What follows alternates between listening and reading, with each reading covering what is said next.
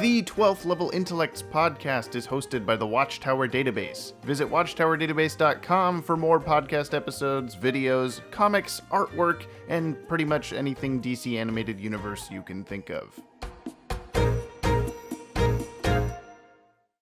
Only a 12th level intellect has the slightest hope of surviving what you are about to experience.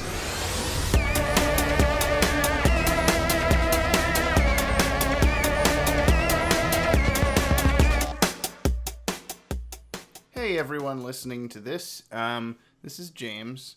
This is what my microphone should sound like. However, it was turned backwards the entire time that we were recording, so I'm very far away sounding. Also, Ted is in a big echoey room, and Mattie's microphone wasn't plugged in correctly for the front half of his recording. So, suffice it to say, this episode is especially extra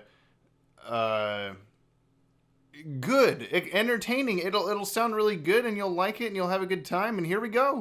1, 2, 3, clap. Perfect. Come on, guys. Beautiful. Come on, guys. We'll take it. I clap before. Yeah, come on. That's I called clap the to internet. clap. You clap on clap. Yeah, you clap on clap. Not three. No. When Ted says clap, he won't give you any warning. He'll just say clap, and you gotta clap at the Clap. There you go. Yep. There we go. We got it. That was actually, like, from my perspective, it was like. Hello, perfectly ladies good. and gentlemen. Welcome back to the 12th Why Level do you do Intellects this to me? podcast. This is my job. I mean, Taking all the it jobs. isn't every time that You're you're taking on all the it's jobs. I mean, you're an official 12th level intellect now, ready for the penultimate, that means second to last episode of the podcast. For now, potentially, who knows? In this format. Yeah. We'll be We'll here. be- we'll be We'll be doing keeping stuff. it moving. This a dead Chanel? It's certainly not. It feels like it sometimes. It does, yeah. Like today, go watch the DC Universe timeline if you haven't already, and even if you have, do it again. Like Hey, it, comment. even if you don't want to watch that video, Yeah. just go like it and comment on it. That way, it pushes it up in the algorithm some. And then you watch the first 4 minutes and 7 seconds, and then watch the last like 30 seconds. And then... I'm so proud of the transitions that we did in that opening skit. Like Good. watching it today, like on the premiere. As soon as we hit the theme song, Yeah. I was laughing. Like Theme I've watched music, this. yeah. I watched this so many times already because I had Yeah. to like approve every step of the way. Yeah, no, I And told it's you how I was still- going to do that Austin Powers thing, and it actually looked better than I thought it would. I didn't even notice, honestly. Like I think there was Well, like one where I was Yeah, just like, it's when you say, well, I'm going to point it out for everyone listening, but it's when you say, have you even finished Titans yet? It would not do a smooth transition, so I had to switch to just doing a normal like fade between the clips. So you go, your head's like over here, and then like 2 frames later, it just really? snaps, teleports to a different place. But I'm like, whatever, don't look at that. Look at everything else. I didn't catch that. Yeah. But yeah, it turned out really good. some watch- behind the watch it. scenes Yeah. Watchtower info Yeah. for you guys. I like when Which Mattie will- walks into your frame. at the Yeah, podcast. that turned out good too. Yeah, and then That he's was- a cat. Well, that Right. was James came up here to film for a couple. That's the different only time that videos. we've ever been in the same frame together Nice. for real. Like in the same Yeah. location, yeah. So we've got a couple other videos coming up for this storyline Yeah. that like James came up here to film. I probably shouldn't spoil them, but they happen in the minutes. Yeah, no, One they're good. finally, I'm happy with they both of them finally pick up from the time that I disappeared from the vanishing point, that. In like which was like months May. ago now. Yeah. May or June or something. Yeah. Will anybody realize why this is happening? Well, Probably it'll not. start with a like recently, and then you Oh, in good. the basement and Yeah. disappearing. But yeah. I think we expected these to like be coming out so Yeah. much faster. Well, it and was then, less like, of a like Took a little detour. we didn't get them out, and more of like we need to get these correct. Like we do them right. So yeah, came filmed with you. So. Well, there's that, and there's also the fact that like one of them was gonna be lined up with the release of Batman Hush, and instead we added in this whole multiverse subplot. But people don't want to hear us talk about. People don't know it's a multiverse subplot It's yet. not. Well, yeah, they do. They just know there's a creepy, omniscient voice. Yeah, that creepy Good, guy. A kind of sexy sounding. I'm just being honest. Is that weird to say? He's Is that what- weird? Yeah. Okay. He's what stars are made of. Yeah. Oh yeah. Somebody He in said the that somebody about in the me. Discord earlier. Somebody in the Discord earlier thought that you were the voice of the cat at the end. Yeah. Even though you just talked right before the cat talked. I would be the voice of the cat. I could next time. I'm kind of surprised that nobody's like picked up on the Easter egg that that voice leaves off on. Yeah, Like nobody's mentioned it yet. Yeah. Well, they will now. It's Maybe Den no or spoilers, maybe- but Dinner yeah. Boy or something. maybe they'll go watch it. Maybe they'll go Bob watch the it. random They guy. should go Figure watch it out. They should. But yeah, I anyway. like how we have our patrons that are obviously our favorite fans, but then we have our like dedicated non-patron fans that just show up everywhere, like Den and I just said it, isn't it? Bob the Random Guy. Are you calling them out for not being ATM patrons? Fallout Boy, Fallout Boy. What? Yeah. But you should. You'll be our favorite fans if you give us money, also. Oh, I love them all. I love them all equally. I love Dark Poet the most because he gives us James. the most money. What? Have you told them what they're listening to yet? Oh no, you took care of that for me about 5 minutes ago. Oh, I thought you were rambling The like you didn't want penultimate 12 that to be- Level Intellects podcast. Yes. There we go. It's there we a go. bi-weekly Penultimate. geekly podcast. As Only in it for comes one more out by week. bicentennially. We go I'm bye, Mattie. and then we come back at some point. I'm Mattie Washburn, and who are these guys with me today? I'm Ted Kendrick. And I'm James Strecker. We made that And I'm joke quite a Kendrick lot, Lamar. but we're at a point where I think people actually understand it's a joke. At some point, we were going like, "I'm Ted Kendrick," and people like, "I don't know who you actually are, so it doesn't matter." Do you think Well, we're well known enough now to be like, Yeah, oh we're no, famous that's Ted Kendrick over there. We get That's- 2,000 that's Mattie views on our Sunday videos and 4,000 views on graphic content, so we've made it. Ooh, we made it. We made it. It's Hollywood, baby. have you guys not been noticed in public yet? I have. Wow. Not for. I have. No, I have for this. What? What? Been noticed When? for Watchtower Database. Yeah, explain. Really? That's how I met Daniel Dockery from Cracked. Oh, yeah. Yeah. Article website. Yeah. Huh. Through What? he was like, Yeah, "Are you it the writer of seems- the Legacies webcomic?" Whoa. And I was man. like, "Yeah, yeah." I am that. Well, I guess we are famous. Famous enough to bring them the news? Yeah. Exactly. The news. Should we jump into the news? Oh, Just yeah. like every I thought you were saying we podcast were on the episode news. where we spend 7.5 minutes talking about nothing, and now we talk about the news. You were promoting Now your our news nothing video. segment is over. Mr. Nothing. Nobody. Mr. Nobody. I'm Yeah, just put a premiere. nobody. James, put a premiere on this. Yeah. Ooh. The countdown begins. I was really happy. Oh, I took. I'm gonna. You won't see me for a second. Well, no one can see me, but I took pictures of when the double premiere countdown happened on the premiere. Oh, the double So premiere. there's a real countdown on the premiere on YouTube, and then I put the premiere countdown again Right. with your voice over it. And the first thing was Ticket Dog said, "LOL, what's happening?"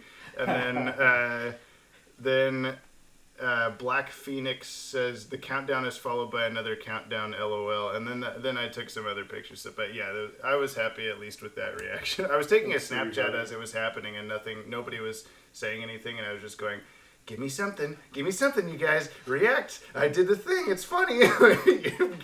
Come on. It's weird that I think that's the biggest premiere we've gotten yet. Yeah. and It's still And the so. lowest performing after the premiere, but yeah. Oh no. It's a long one. Maybe that's why. It is. It is. It's We've done longer some than more normal. ones It's before, though. detailed. It's very detailed. What's But in yeah, the it's news? What is it? So out this week Yes. are Wonder Woman Bloodlines just hit digital. It's coming to physical on the 22nd. Looking forward to watching that. Death and Return of Superman also just released. It's both movies stitched together. Death of Superman, Reign of Superman, and it's got extra extra bonus content footage. that apparently helps transition between the two films. I was just at Best Buy like yesterday, I think, and didn't see it. I picked up the Chucky box set, but didn't see Death and Return. So maybe I need to go back and look again. Yeah, you got to get the one with the steel figure in it, because you have all the other figure ones, I think. I have a couple other figure ones. I don't have all of them. I skipped out on the figure for Hush, but I have them for the DCAU ones. And then Batman Bad Blood, because they still had some of those. I've got the Justice Dark that came with a Constantine figure. Oh, so that was cool. I've seen that. Yeah, that's nice. I don't got any of those figures. But I saw the Blue Beetle one. Hey. You're right. No, we're really rich, but... I'm poor. Yeah. I'm stacked. So the Blue Beetle, yeah. Justice League versus Teen Titans. It was that box. Oh, okay. I did not buy it because I am poor. I have knowledge that was the figure in the box. I must tell you. I walked to buy it. Honestly, I'm poor to the point where like I've been going to Goodwill and I'm not buying movies. I'm looking through their Blu-rays to see if they have digital copy code. They haven't expired. I got La La Land, so you guys can watch I that. saw that was on it. Also, all three Men in Blacks. Who put those in? I own them. Okay. Okay. I own those, yeah. I thought that was just I found these in the Walmart bin, so I put them. Hey, those are great movies. Yeah, the first one's good. You're right. I rewatched 2 the other day, and I didn't like it nearly as much as I did as a kid. I don't think I ever liked the second one. Well, I think I liked it as a kid because I was going through puberty when it came out, and there's some stuff going on. The worms, man. They're hot. Brought some memories back to the surface, huh? The big train tunnel worm alien. That's a metaphor for something. Anyway, going back to the news. Wait, but Bloodlines, Wonder Woman Bloodlines, you and I watched it. Ted hasn't watched it yet, so I guess we can't talk about it. Never mind. Next episode. Yeah, I mean, next episode. Yeah, sure. Final episode. After we already put out a Bloodlines trailer. Or not trailer, but a review. We can talk about it. Birds of Prey trailer, though. Speaking of trailers. Trailer.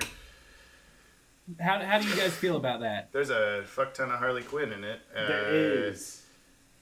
I guess it looks good. It looks exactly like the Suicide Squad aesthetic, which I don't know why they're going with that again, since that movie didn't do very well. But I think the movie did well. I just don't think it did well critically. Maybe. I think that's right. Got a lot of money. I watched it in theaters because at the time it was that was the third one to come out in the series, or maybe it was the third one. So it was like, I gotta keep up on this. And still looking forward to it. Yeah, I'm still looking forward to the new. Well, okay, Aquaman and Shazam were good. Anyway, there's a little lull in the middle there. But yeah, and of course I was like, I don't know about this. But then we watched it again with a friend, drunk, and it was much better. So I recommend being intoxicated while you watch the movie. Hey, so. I mean, I'll watch it if one of y'all has the Blu-ray and wants to put that digital copy on the Blu-ray. I do have the Blu-ray of Suicide Squad. Actually, I'm ashamed to say. Go through. Hey, go through and put all those on our library. I should. Man. Yeah. The password is boo. They can figure it out, and they can hack into everything that Mattie owns. I think it looks fine. It does look more like a Harley Quinn movie than a Birds of Prey movie. That's the thing that a lot of people are talking about. They're like, why is it called Birds of Prey if there's so much Harley Quinn? It's probably called Birds of Prey because it's a Birds of Prey movie, but they have to market it as a Harley Quinn movie because WB and DC. But you would think Batgirl would also I don't think so. Similarly. I think it's a Harley Quinn movie. No, I mean, similarly marketable, but maybe not. Yeah. I'm sure that there's there's. Oh, I see. Ted's just saying he disagrees completely, and that it's just a Harley Quinn movie. Called Birds of Prey. It's got Black Canary and Huntress, and they're primary members, but Barbara Gordon is the real Birds of Prey. So we're a main bunch character. of men, and I should say that I showed the trailer to Jessica, and she said, "This is my wife." And she said she was just mad that it had so much Harley Quinn. She was like, I don't even know what Huntress looks like. She was wearing a motorcycle helmet the entire trailer. I thought the same, actually. So I was like, okay, yeah, you're right. I don't know which one is which. I don't know Well, I who in think that trailer. I'm 90% sure Black Canary is the one that's going on the martini glass. That's the only thing that gives any of it away. And I the don't crossbow, even really remember I guess. that part. There's one Well, y'all character, just the met one really who gets fast. the TNT in the end of the trailer is a new character. It's Cassandra Cain, isn't it? Is that Cassandra? I think so. I think there's another one though. Maybe Okay. We'll Maybe find I'm wrong. out whenever the movie comes out, which I And don't then, know. did they? I'm trying to remember. They didn't February, I have think. Black Mask in the mask at all. did No. No, not in the mask. So I feel like there's a lot of stuff. Obviously, there's a lot of stuff they're not showing us. So Yeah. Yeah. We don't know where I'm- the plot is. I'm gonna- really, I'm gonna- The other guy's I'm Mr. gonna hold- Zaz. Oh. I'm gonna hold judgment, and this does look like it's gonna be another fun one in the same like vein of like Aquaman, Shazam Mm-hmm. Sure. kind of stuff. I think it's gonna be great. Margot Robbie produced it. She plays Harley. She has So I think- confidence. And I like her, Yeah. and I like I her think as she's Harley had a lot of Quinn. input in the character direction and the story and everything. So I'm interested Yeah. to see how they get away with like an over-the-shoulder body double of Jared Leto or something like that. Because there's got to be some scene of like, because she says, "Oh, I left Mr. J. We're done," or whatever. But then I there's bet- only like a drawing of him on the wall. I bet they used footage from Suicide Squad that they didn't Maybe, use. but they'd have to pay him to use his Yeah. likeness. Yeah, but they wouldn't have to force him to do it again. Well, okay, but I think he liked playing the Joker. It was just no one liked him as the Joker.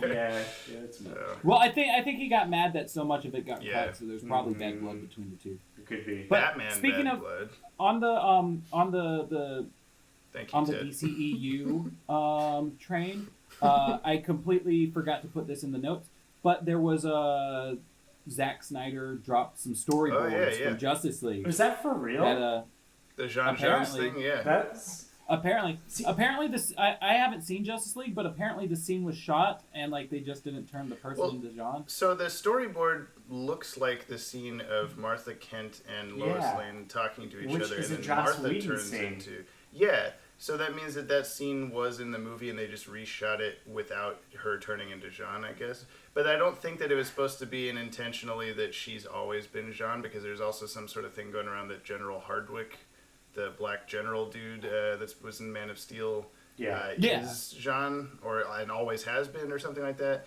But maybe it's like a Supergirl thing where he like took the place of Hank Henshaw at some point, even though Hank Henshaw did exist. Like maybe General Hardwick was General Hardwick in Man of Steel or something, and then he died, or I don't know. But there's a lot of cool like stuff to think about looking at that, and the drawing that Zack Snyder did for the storyboard is very like Justice, like DCAU Jean looking. Yeah, it kind of does look like him. I just sent something to you guys that I meant to send to Sissy. I Ooh, thought that's a cute little cat there. I could have It is. sworn that was a Joss Whedon scene, just because it felt like a Joss Whedon scene. I'd have to go back and listen to the context of what well- Martha Kent is saying to see So, if that It's like really. definitely changes shot, it. digitally and after Yeah. the stuff. But I wonder if if a similar scene was in the movie and they reshot it to not be Jean Jones and just be a So- kooky Possible. little talk. With this on the mind, where do you guys stand on the Snyder cut thing?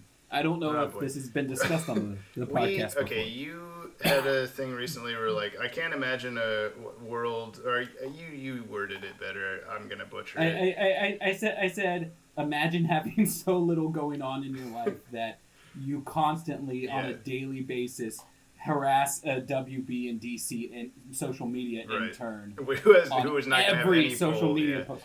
But if the thing exists, I'm down for them to drop it. But like, I don't think by this point, I don't think that anybody who's doing what they're doing is doing anything to help the cause. Yeah. Because by Right. this point, if that was going to work, they would have done it already. Yeah, there's two crowds. Like, or go ahead, Ted. Because I was just gonna say, I think that it doesn't exist from what I just my understanding is it probably exists in storyboards and voice work, but not any like finished, polished CGI. Right. Yeah. I do think if there's a cut by Zack Snyder that is a complete, it's gotta be like when they show those the Endgame scenes that they added back in where Rocket Raccoon's like a stiff like Sims looking floating T-pose everywhere. Like it's gotta be something like that. But I'm open for anyone to like, prove us wrong on this, but don't flood the comments with release the Snyder Cut stuff. Let's keep it to one thread. If you see someone else already commented that, just hop in there. Yeah, that's the thing where I think there's two different crowds of people behind release the Snyder Cut. There's the people that are very focused on like, okay, like I gotta prove, like here's all this evidence that it does exist. Here's all the stuff that was missing. Like that's all really interesting to me. I like seeing all the missing stuff because it always makes me go like, oh man, that would be so sick. And but then there's the people that just maybe don't even know about any of that stuff and are just either trolling or just being assholes and just like, WB will tweet out like, download Justice League vs. the Fatal 5 on Wednesday, and they're like, release the Snyder Cut. Like, shut the fuck up. No one cares. Don't do that. That's not going to help anything. It's just going to make people annoyed. On the other hand, this is the exact same situation, minus the internet, I guess, of people wanting the Richard Donner cut of Superman 2. And that happened. And that took like 30 years, but it happened. So I think that there's sort of a gray area of it being okay because maybe someday we will be able to see it. But if it's not going to happen today, it's not going to happen a week from now. Like shush a little bit and maybe eventually. I don't know. I can see there being a reason to keep it like in the zeitgeist, but it's getting annoying. I mean it's like I can see someone being like, well, what about you guys asking for the JL reunion? Right. I feel like it's a similar but different situation. But I don't know. That's one that's like Susan Eisenberg and people will be like, oh come on, we really want to do this. A thing that doesn't exist yet, a thing that could happen, not a thing that maybe already exists that WB is hiding from us or something. Or maybe doesn't exist at all. Snyder Cut's a lot like Game of Thrones Season 8 with the petitions for them to remake Season 8. God. And it's like that. But we can't talk about Game of Thrones. Nobody will watch this episode. Nobody will watch it. It's kind of disrespectful so then moving on. Lots of news we should probably, We got a new teaser trailer for the Deathstroke Knights and Dragons. Yeah, that looks really cool. Coming to CWC. Looks really cool. My main takeaway is that it must be really easy to animate a character who you don't have to worry about mouth flapping. Yes. I wouldn't say really easy, but I mean easier. But he does have a moving eye, though. I noticed, like most Slade anime. Yeah, most animated Slades are just... I guess Teen Titans Slade had a pupil, but this one's like the little Joker white dot in a black void that actually like looks at things. So that's kind of cool, I guess, in a different way. But yeah, it's I don't know. Not a lot going on there. Apparently it's connected to the Arrowverse, but I'm interested to see it when it comes. Deathstroke's fun.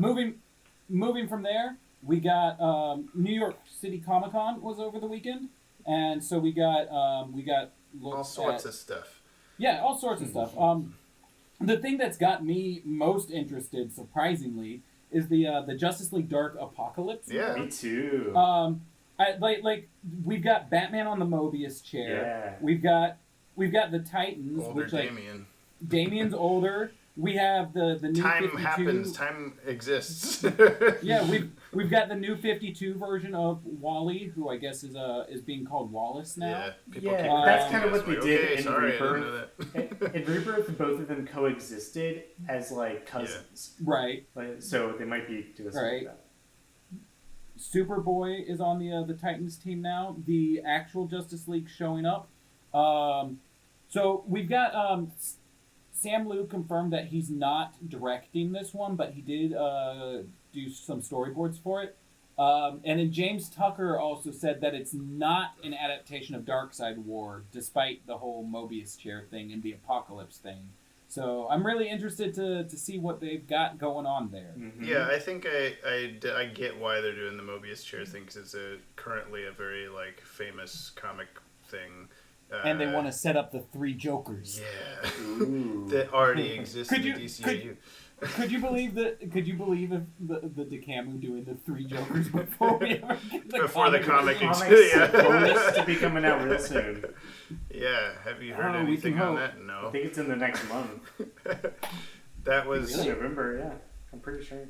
Interesting. Also, Doomsday Clock finished a year ago. Oh wait. That is definitely out in December. you think? December 18th is what they say.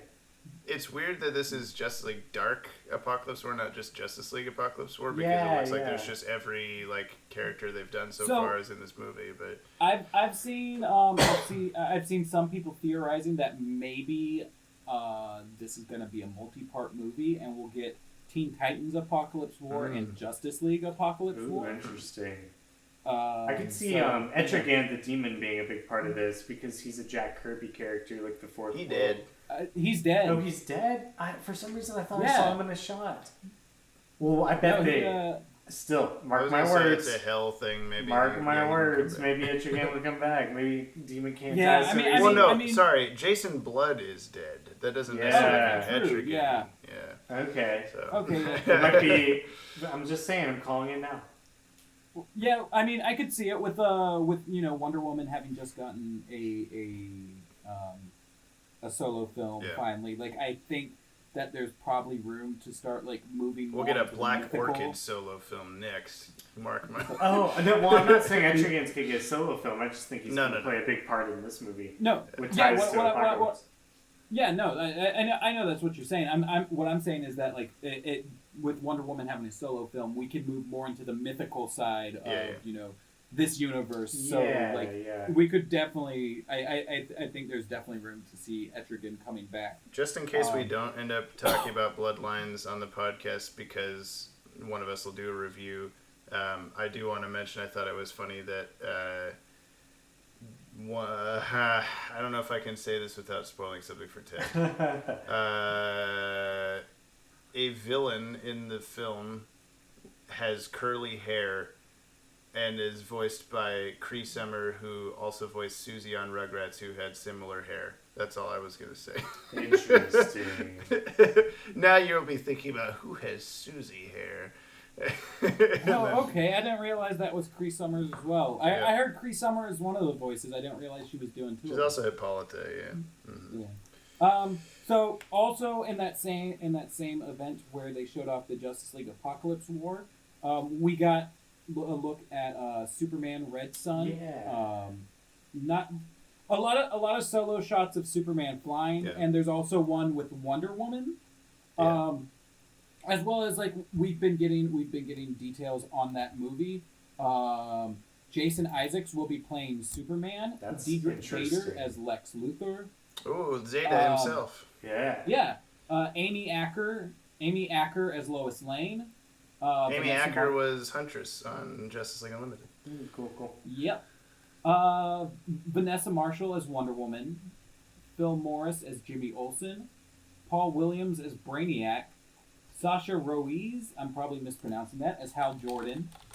Phil Lamar is coming back as Jon Stewart, and he said, he said on Twitter that this is a DCAU movie. He did say that, which we'll probably get. And no one has ever accidentally said DCAU when they meant something else. Right. Well, we'll get to why it's got some kind of connection. Sure. Roger Craig Smith is playing Batman. Who he's Arkham Origins, isn't he? I think so. Screen Rant showed off a picture of Batman from Russia in this movie. He got the Russian hat. He's got the Russian hat. That's kind of interesting. That's all. Jim Meskimen is JFK. Travis Willingham is Superior Man. Oh, I know that name. Why? I think he was in Batman Bad Blood. Oh, he's a Full Metal Alchemist voice actor too. Anyway. Okay, gotcha. And then the reason why it kind of has a DCAU connection is because it's being executive produced by Bruce Timm and Sam Register. Yeah. It's being directed by Sam Register produces all of these, but Bruce Timm for sure. I mean, Sam Register was a JLU producer also, so I see why you said this. Yeah, it's being directed by Sam Liu. Surprise! And we're getting a script by J.M. DeMatteis. Nice. Who I did pronounce correct. Yeah. I think you do. It's being produced by JM Paragenerators. You're not gonna let that one down. No. So we, on top of that, we also got temporary artwork for the 2020 lineup of movies, including Justice League Dark Apocalypse War, Superman Red Sun, a short for Death in the Family, as well as Superman Man of Tomorrow, which we don't know a lot about, but the that art looks really Superman the Animated Series inspired. I'm trying to find it because I'm trying to see what I hadn't heard of that one. animated movie. Hold on. We can This is what we do cut this on the dead space. podcast. We could cut this dead space if we No. need to. Just keep saying anything. They'll listen. What do you get? What's your guys' favorite Type pudding in. flavor? Hold on, I got it. You could have typed in Superman Man of Tomorrow pre-order, but I'll just I'm seeing it announced here. Oh, I see. You mean just the like architectural style of the buildings? Is that what you're saying? Yeah. Like it reminds me a lot of Superman the Animated Series. I guess like maybe that's kind of how Metropolis just looks in animation, but like it's giving me vibes, man. Superman how Brainiac crazy. Attacked is it should be the next one. The next DCAU movie. How crazy how crazy would it be if they're like, we did a Batman one. Yeah. Then we did a Justice League one. Let's do a Superman one. That would be pretty cool. Then let's do the JL reunion. Then let's do Batman Beyond. And Zeta. Then let's do Static Shock. And finally, let's finish off the Zeta. And then finally, That's an let's ideal do world. a Lobo web series movie. It'll actually be 2040 by the time we get ending. That's what they're waiting. Yeah, they're playing the long game. Bizarro TV. What is this? That's the animated series thing, right? It's a bunch of different shorts. Yeah. Yeah, something like that. My microphone just unplugged. Oh. Oh, there it goes. All right. Are you still recording? Yes.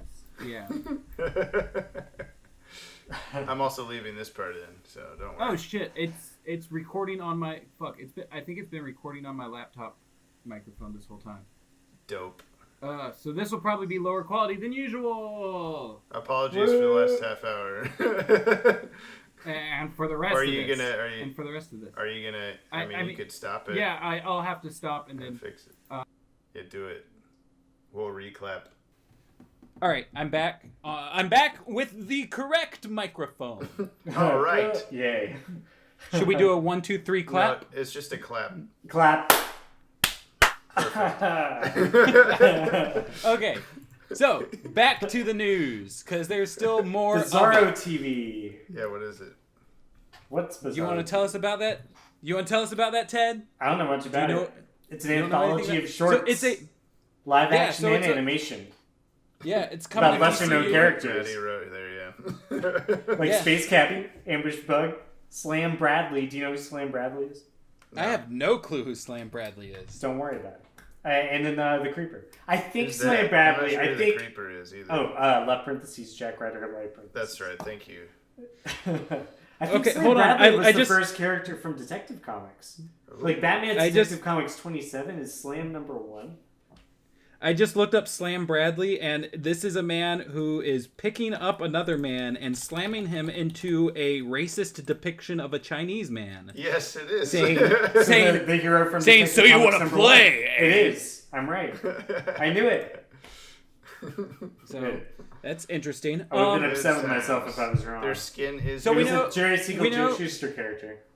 We know that James Tucker is working on a noir serial for the I bet For it's the show, this. I bet but- it's Slam Bradley. It might be. Other than that, we don't really know a lot. But I'm interested in it. It sounds like it's gonna kind of be like the DC Nation shorts all over again. Mm-hmm. So It's my that's vote. yeah, but with even lesser knowns, which is cool. sure. But I mean, like I was I was really into those when they were airing.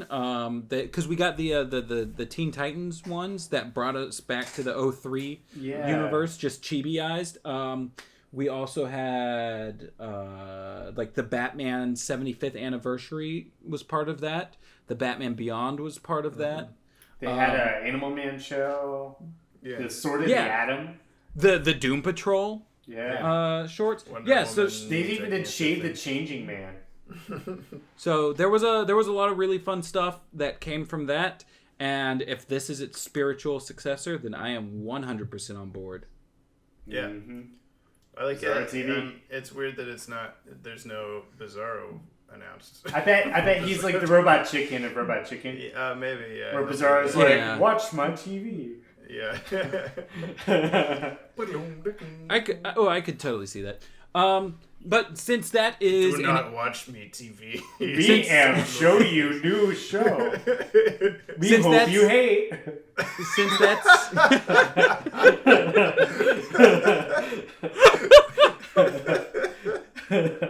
since that's a mixed media thing, that is now our segue from our animated coverage to our live action coverage. And we have a decent amount of Crisis on Infinite Earth stuff going on. Do one of y'all want to start talking about that while I look for the specific Michael Rosenbaum I'm quote? still laughing at me. Hope you hate. Hope you hate. Ted, you should do that DC Universe pitch thing and just pitch yourself as Bizarro. Yeah. I'm your Bizarro. Get this. I think you should send in your DCU timeline video. Maybe. Yeah, maybe. I mean, we could. Let's That's talk, off track. Yeah, let's talk about this off air, and we'll figure out the pitch. Crisis on Infinite Earths. My favorite part of it is Kingdom Come, Superman. It's really yeah. So Looks we got great. since the last time we've another clap. Clap. You have to wait for Ted to say Clap. Okay, say it. Why even have a system? Okay, so the issue was that my laptop, like I had it propped up against the wall, but the desk isn't exactly against the wall. No one because cares. there's a heater down. Details. It's one. That sounds like such but a crisis. I fixed it. Sounds like a crisis over there. One. Yeah. So Crisis on Infinite Earths. We got a lot of set photos. We got the Smallville Clark and Lois, which gave me like insane nostalgia scene. Dude, yeah, it's crazy scene. I don't know if either of you were. Somehow Were y'all big? Were y'all big into Smallville? Somehow I watched it. I didn't finish it, but I watched it. Really? I don't know how, but like, I had the first 5 seasons in a box set. Well, I had like the first 3 or 4 seasons. I think I stopped after season 5. Because this was around the time that my parents got divorced, and we had to have all that kind of nonsense going on. So couldn't keep up.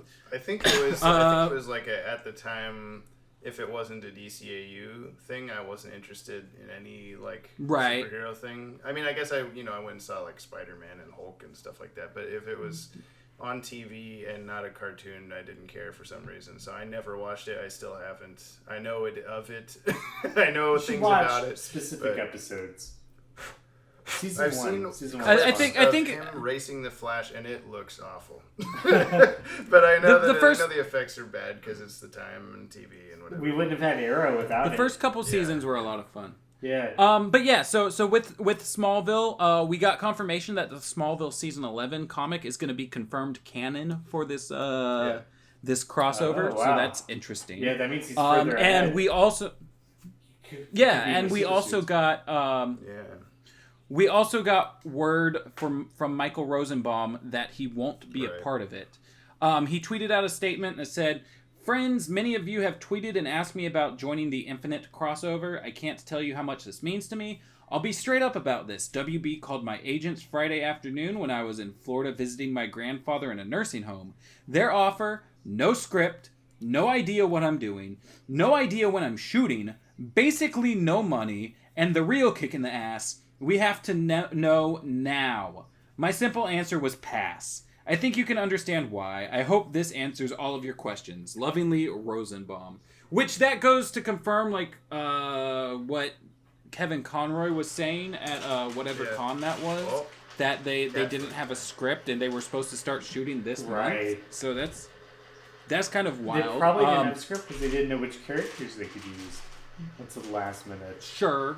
They have plenty of time. Sure, but I mean, yeah, like that was like a week ago, that he said that, and he said they called me just on Friday, so it was like they didn't start calling people until pretty late into the. I'm glad that Michael late down the road made this statement so that we could know why he's not in it, but I also hope it doesn't hurt the crossover by people going like, well, if clearly they're not prepared, so I won't watch it or whatever. But I plan on watching it, but I'm going into it knowing that they're kind of unprepared. They're going with it's on a TV budget. Appearances. Well, yeah, it's more substance over story. I think of we got the Huntress from. We've got everybody. Huntress from Birds of Prey is in it. We'll see, man. I think they're gonna get away with something interesting. So, speaking of something interesting, and speaking of the people that they're calling, one of the producers hinted that they had contacted Nicolas Cage. Oh, that would have been a crazy version of Superman. Nothing was said about whether he's confirmed in or not, but apparently he was contacted at the very least. See, do we think how many of these people do we think are going to actually play a part in the story, and how much do you think is going to be a Night of the Batman final shot where they're just jumping at something? A lot of that, I think. Kingdom Come Superman will probably have a big role. I think if Nicolas Cage was contacted, he's going to do it because that man is desperate for perks. He is not picky. The bees! He'll just be that guy. He's not being Superman. He's being Wicker Man. Yeah. I also think there's a part of him that still holds on to the I was almost Superman thing.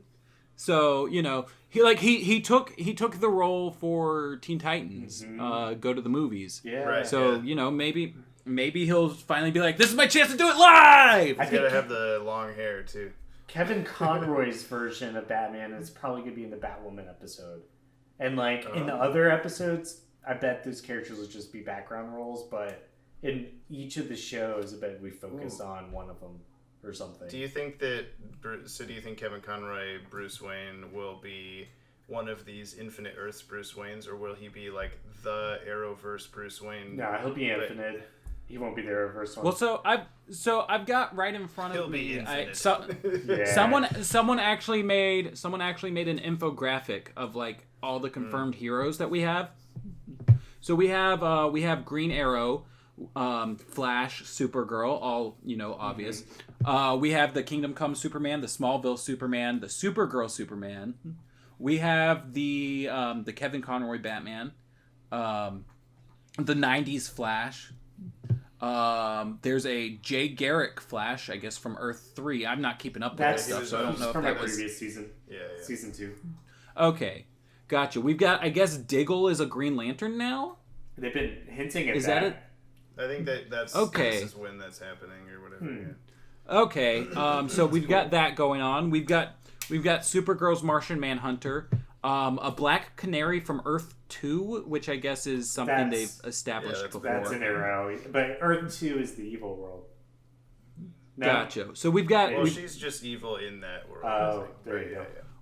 Then we've got Batwoman. We've got Brandon Ruth as Adam. Then we have Kevin from Supernatural is playing a version of the Atom. Oh, I thought you just meant the character. No. We're finally doing it. We're crossing over Arrow and Supernatural just like you wanted, except it's going to be Kevin. I wish. Boy, no. So fun. Riverdale. Lauren Tom he's played Kevin's mom, so there's a connection. Yeah, so he's there. Wow. Then we've got Constantine and Canary and Black Canary, all from the regular Arrowverse. Brainiac 5, it looks like. From Supergirl. From Supergirl. Then we've got Killer Frost and Elongated Man from the Arrowverse. We've got Black Lightning's coming in. Nice. Dreamer from Supergirl.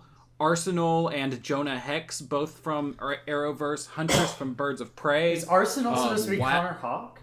No, Arsenal is Roy Harper. Yeah. Okay. Yeah. I think they're supposed to bring in Connor Hawk, like from that future. We'll see. Huh. I don't know.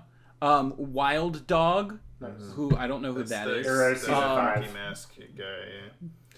Then we've got Harbinger got announced. That was pretty cool.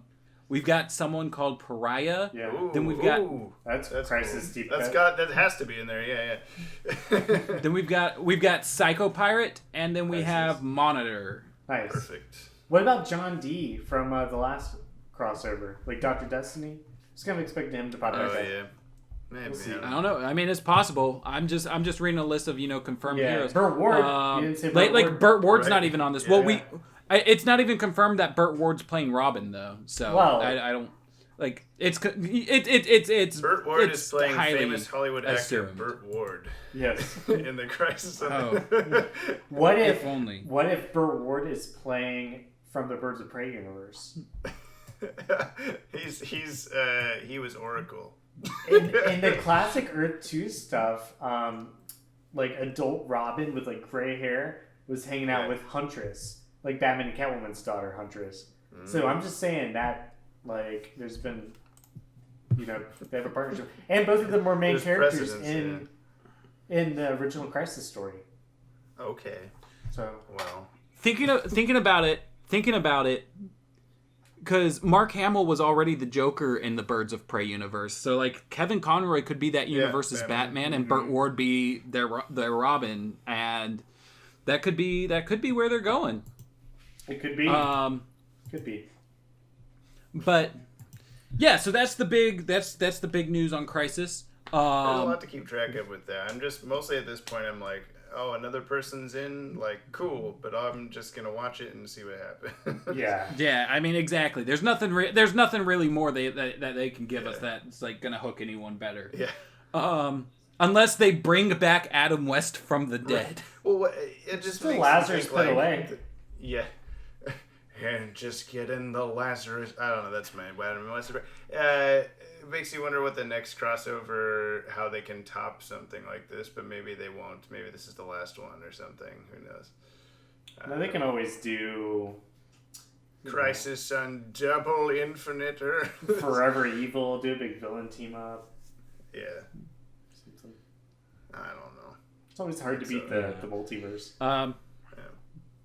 The last piece of live action news is that Ryan Potter, who played Beast Boy on Titans, has said that Cyborg will be showing up on Titans. He just doesn't know when. Which means they filmed with him, but he has no idea what episode it was for.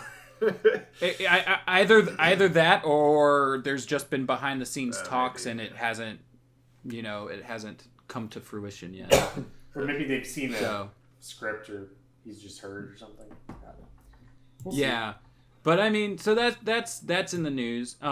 Then we have some special DCAU news, bringing characters that have never been in the DCAU to the DCAU. First up, we've got art for new Capstone books being written by Brandon Snyder that bring us Batwing, and Kathy Kane's version of Batwoman. With a completely original character design. Kathy or Kate?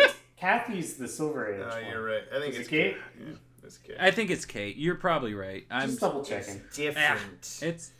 It's all the same to me. Batwoman's a Batwoman. But There's 3 of them. but Batwoman. but yeah. Spoiler. So like I'm really interested. I'm sure these are for Capstone books. Capstone has been doing DCAU books for a while. I just won 2 Wonder Woman books on Brandon Snyder's giveaway that you also entered and didn't win. From what I understand, some writers try to follow continuity more so than others do. So it's kind of up in the air. Yeah, some of those books are like, remember this exact means? Batman the Animated Series episode, and other books are like, we're just using the character designs and nothing else matters. So. Yeah, so like I'm my main thing is I'm interested to see if they address the other Batwomen in this book. They don't have to. Yeah. Just, we didn't get a mention of Supergirl and Justice League vs. Fatal 5, but like it would be nice to see it all tie in. You might see Batwoman in the next Legacies issue. I'm just saying. So. Oh, really? By might, I mean will. I didn't. And then I didn't know that. Yeah, you did. and then staying on that new character stuff, we got a lot of toy talk to do. So there's a Batwing Hot Wheel that's coming. Cool, whatever. That's not the big news. The big news is we've gotten more reveals from the DC Collectibles line. Yeah. So a while ago, they showed us that they've got an Azrael Batman, a Deathstroke, a Red Hood, and a Dark Knight Returns armor Batman. And then just a little while ago, they teased a Batman Who Laughs. Right? Yeah. It was Vampire Batman. It was Batman Who Laughs, Vampire Batman, and a Talon. And Talon. Yeah, that's his name. And those were, we just saw like drawings of the designs, and it wasn't like sure if they were going to be part of this line. But they just dropped the first look of the figure for Batman Who Laughs, and those are 100% part of this the Adventure Continues line. Is that but actually on what it's top, called? Is that a thing? Yeah, it is. yeah, I think it's called the Continuing Adventures of Batman the Animated Series, or the Ongoing Adventures of Batman the Animated Series. It's one Batman of the those. Adventure Continues, I think. I want to read those Paul Dini bios. I that do are supposed to come too. with them. I really want to. Yeah, I'm looking forward to it most. So far it seems like all the designs are written are done by Ty Templeton. All of the sculpts are being done by Paul Harding, and it's been advertised that we're getting bios written by Paul Dini. The big reveal at Comic-Con, though, was that we are also getting a Flashpoint Thomas Wayne Batman and Hush. Very cool. Woo. Good choices. No, I really like the design of the Thomas Wayne Batman. The Hush one just looks like Hush. You can't really change that much or like adapt it. Yeah, I mean, but the Hush one definitely looks like Bruce Timm male body with Hush's clothes. It's interesting. Whereas like how Hush and Negative Man have an almost identical costume. Just a mask. I didn't even and think a big about coat. that, but now that and a wrapped face. It's true. Now that you mention it, I feel like it'd be kind of cool to see them up against each other. Yeah. They can do a switcheroo on somebody. But yeah, I'm really excited for all of these. Right now, it's looking like the price point for them is $30 a piece, which is gonna hurt our bank accounts a bit. I've been trying to contact and see if we can figure out who their press person is, so that we can get copies to show off on the channel. Because we'd love to show these things to you guys. They're really cool. It's a great idea. But it's just a bonus that we'd also own them then. Exactly. Do either of you have any of the figures from like the DC Collectibles line so far? I have one. Oh, go ahead. I have Zatanna. I don't have any of the Batman ones, but I have the DC Universe exclusive to Justice League. I have Jean and Hawkgirl from that. Okay, so I've got the Joker, but I've got Zatanna. but I didn't like. Yeah, that was like a Goodwill find, wasn't it? Yeah, it was a Goodwill find. I didn't buy it new. So my question is, like, are these repackageable? Like, I don't remember what the packaging looks like just from seeing them in the store. Yeah. Like, are you able to take them out, put them back in, Or is it like a card back the Mattel? I think you could. I'm trying to remember. No, it is card back like Mattel. Yeah, mine are still NRFB, never in the box. So. It is card Right. back. Yeah. So like that's the one downside about us like possibly doing reviews of it is like we got to take them out. But care if I think, had to do that. It's for me. It's less of a I might sell these later because I know I'm not going to. I'm going to keep them forever. It's more of a like preserving them, I guess. Preservation. I have plenty of Batman action figures from as a kid that are scuffed and broken and bent and just terrible and. I don't know. Yeah, like I'm not gonna that's play my with whole them, thing is like so. That's my whole thing is like I like keeping them in the box for for preservation, B because like I can hang them up on the wall as decoration. That's why I do it that kind mine. of stuff. But Burger King, Mr. Freeze, Poison Ivy, dude. I keep that in my kitchen. was that Burger King or was that McDonald's? Whatever. I think it was McDonald's. I think McDonald's did a BTAS line. I don't think Burger all it says King on did. the bottom is China, so I think it was. Ah. I think it was China. It was I think you're right. obviously. Should we? But yeah, that's transition? the news. That's the Yeah, we're gonna. Ted and Mattie's gonna go away. Ted and I are gonna talk about Joker. Living in a society. We do, but not Yeah. Mattie because he's leaving right now. Out of our society. No, there you go. Okay. Yeah, Where to Joker. begin? There's a lot to unpack in this. Did you like the movie? Yes or no? Like, I mean, sorry, not like. Okay. Sorry. Did you enjoy the movie? Yes. Well, Good. that's I guess that's the same. I did too. I enjoyed Kind the of question. experience of it. Yeah. I definitely didn't leave the theater being like, I'm really happy. Yeah, I wasn't now." happy exactly. You're probably I was- really disturbed. That's Yeah. the one word Yeah. I could come up with. That's what everyone seems to be saying.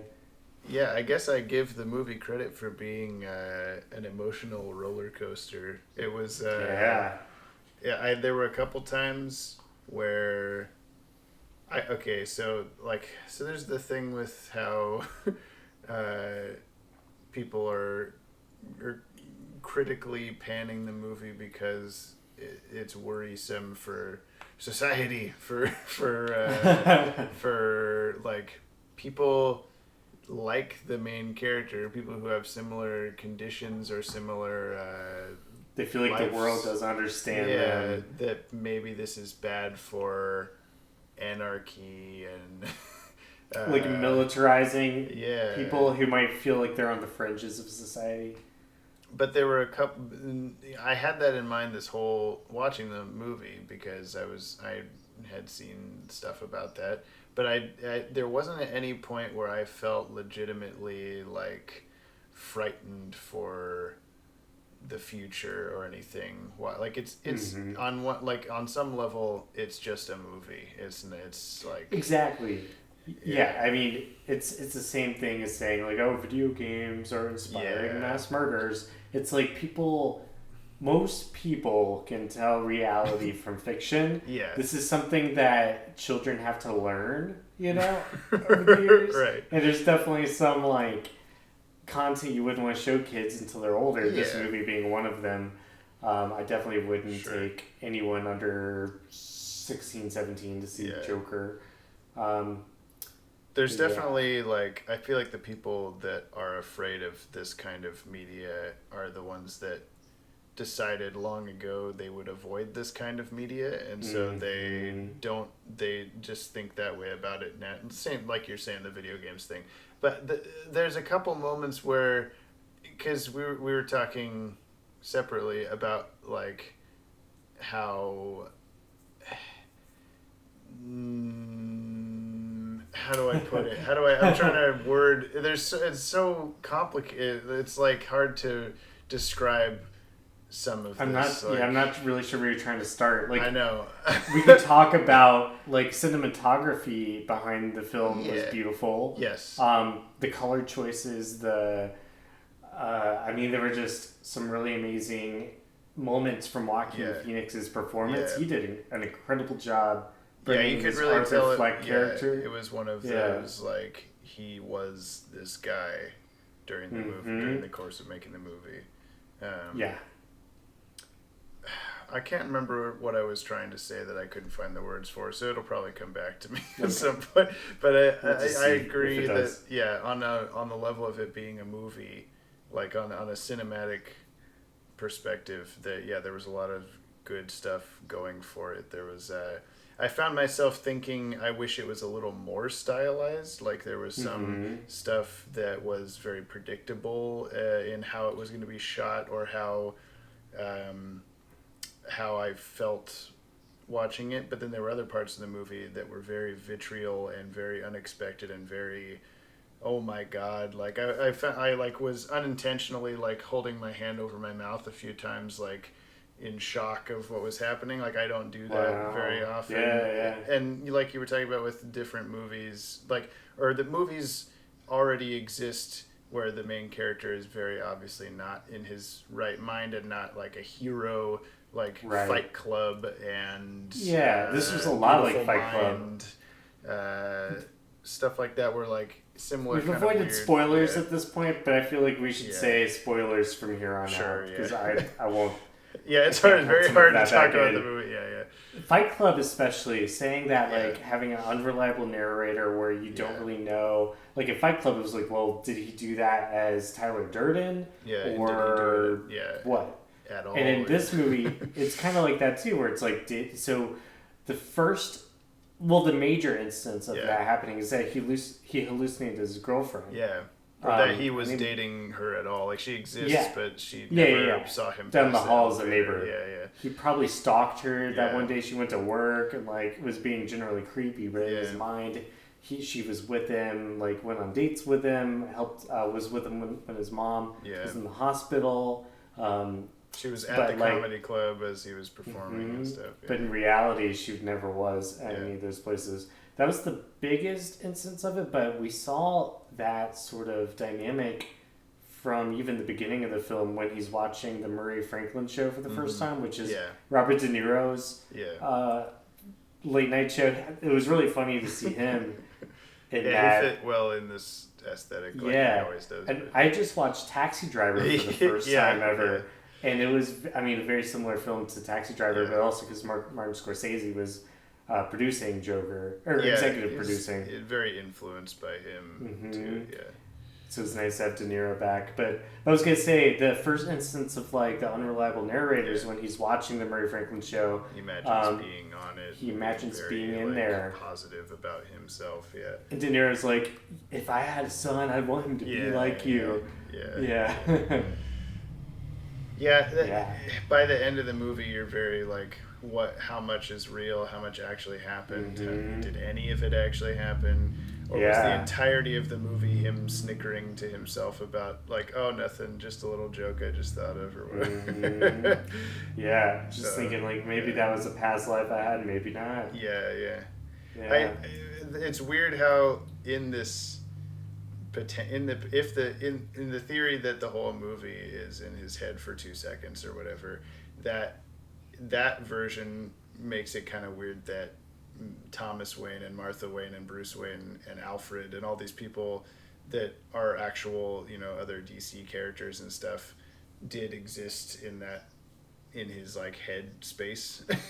Like, if that was the version if that's actually what happened, if none of it happened, then, why did he imagine these specific people or whatever? But, Well, they were local celebrities.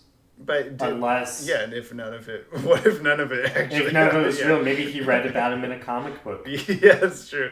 We just go to his cell and he's good. And then the other thing was, with like the last shot of the movie, he's like, he exits his therapy session or whatever, and his footsteps are blood as if he killed the woman that he was talking to. But also that kind of seems like maybe that didn't even happen. Like, did he imagine killing her? I mean, there's people coming after him, but yeah, it's just Maybe. so you don't know.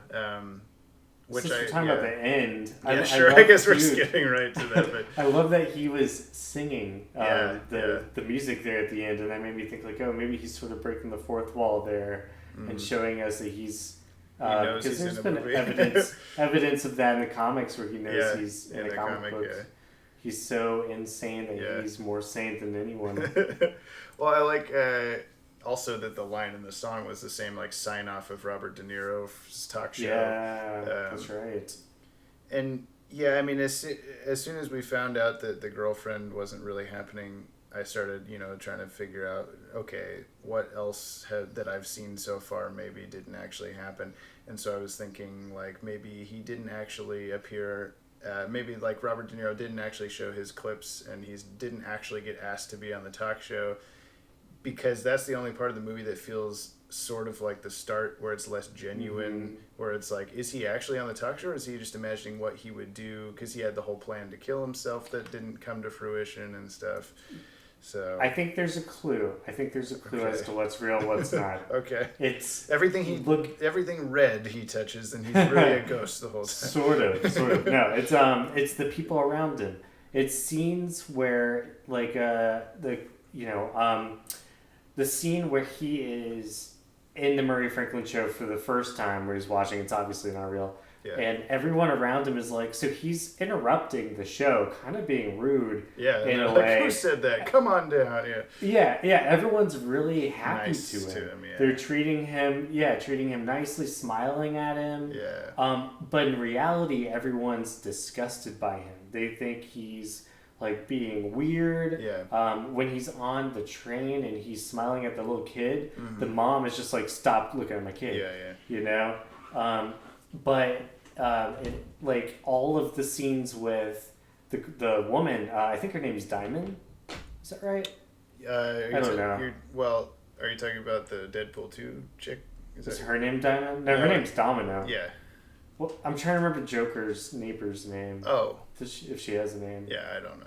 But anyway. But every interaction he has with her that's imaginary, she's also into him. Yeah. No matter what creepy thing he does. Like, when they first met each other in the elevator. Are you stalking me? Oh, yeah, and they shoot him in the head. Yeah. They shoot him in the head. That's their first interaction. Yeah, and it's like, she gives a little smile. Yeah. And then, like, she's totally cool with him barging in her door and making out with her. Like that, you know, and like all these little things. It's like, well, so she's happy. If that's the tell, then that makes me wonder if the scene where his coworker gives him a gun actually happened, or if he just got a gun himself, Tyler Durden style. I think it happened. But he's being really nice to him in that scene, and then later he's like, "What? I didn't ever give you a gun. What are you talking about?" Right, so I wonder if that's him playing coy, or if he actually never gave him a gun, and so then when he murders him for calling him out on that was unjustified. There's a lot of questions. Yeah. Another thing is, like, did he actually break that sign at the beginning, or did he really get jumped? Because there is a shot where he's like stomping something in the alleyway, really aggressively. Maybe that was the sign or something. Yeah. Could have been him breaking the sign. Yeah. Damn. It's hard to really know what's real and what's not in this movie. That's part of the fun of it, though. Yeah, I'm really glad that it's so different, I guess. Like, when they announced the movie was being made, I think it was like 3 years ago or something. I remember hearing, like, Martin Scorsese-style Joker movie, and I was like, okay, it's going to be like, he's a gangster, it's going to be like Mask of the Phantasm flashback kind of thing. I thought something kind of like that, too. But then, I'm just glad it's like... Not a little bit Killing Joke, down and out stand-up comedian. But there's it's not any version that we've seen before. It's not. No. Because he also, like, his look, just from the trailer, without watching the movie, it's like, okay, he looks like Heath Ledger Joker, sort of. Like, by comparison, the closest comparison live action would be that version, I guess, because he's... Although I thought when he's dancing down the stairs, that's such a Jack Nicholson style dance. Like, when he dances into the art museum. Yeah. Exactly. I also like that scene, the music that's playing is like, what's that? It was yeah. What? Yeah. I know I'm sure you played it in your high school band. Yep. Everybody does. Yeah. Hey! Yeah. Rock and Roll Part 2, I think is what it's called. But I like how that's playing and he's dancing, and then as soon as it gets like, it turns kind of an orchestral version, and then the cops at the top of the stairs are just like, "Hey, stop!" And he's like, it turns out he was just dancing to nothing. Yeah, like he was just there. Okay, Kat, you gotta be in the room or out of the room. Make a decision. I like the twist that he was almost a Wayne. Yeah, like I thought for a minute it was. Yeah. As soon as he saw the letter, that was one of the moments where I went like, oh, and I covered my mouth like, oh no. But then I thought about like, oh, okay, the joke I'm gonna make on the podcast tonight is hey, what did you think of Batman's brother, the movie? But then I realized, then later they're like, is he though? Like, that's one of the, also, like... And I don't think he actually is. No, I don't think so. I think Mom was crazy enough, Yeah. and maybe, because she seemed pretty drug-level. But I kind of wish that they flashback hadn't sequence. showed that she was in Arkham. I kind of wish that it had been left to you to decide, like, whether... I think it still is. I guess but it's so. But the evidence seems to point, though, Yeah. that she made it up. Yeah. But And then- also, Wayne could have been so corrupt that he forged Yeah. those documents. That Right. is still a strong possibility. Yeah. Because, when you see her in the Save his name. interviews, she's very like, nope, he's my son, but I was forced to say that he's not, or whatever. And I I wish that we had seen maybe like one flashback of Arthur as a child to see if there was actually abuse or if that was also like fabricated, because he didn't seem like he remembered that. He just seemed like his mom's it always seemed like loved me. a repressed memory. Maybe If it did, that's usually what happens. Is if it happens to you as a kid like that, you repress it. But that does a lot to explain the state that he's in as an adult. Yeah. What did you think of the laughter disease or whatever that he had? Was that a little too comic booky, like a fake? No, thing. I thought I actually don't really think liked that's that right. feature. Not that I know of, but it could be. They had an official scientific name for it, but I really liked that touch. I think when it was first happening, when he hands the more card, tragic. when he hands the card to the lady, at first I was thinking like, oh, this is a little dumb. Like they're just forcing in some weird, made up thing or whatever. As far as I know, I apologize if anyone's listening that has like a family member that has this laughing disease that I'm not aware of, or condition. But then It's not funny, James. Yeah, I'm sorry. I'm not laughing because I think it's funny. I'm laughing because I can't not. Not laughing at you. We're laughing with you. Laughing by me. But then by like maybe halfway through the movie, I appreciated that, as opposed to all other forms of Joker that I know of where he's constantly laughing because he thinks everything is hilarious, this one, he can't control it. He's laughing because he's in pain, instead of like, thinking that murdering people is really funny. It's that he like can't not do that, which then eventually he says like, that's the real me or whatever. That's not something I should repress or something. Yeah, there's a lot to this movie.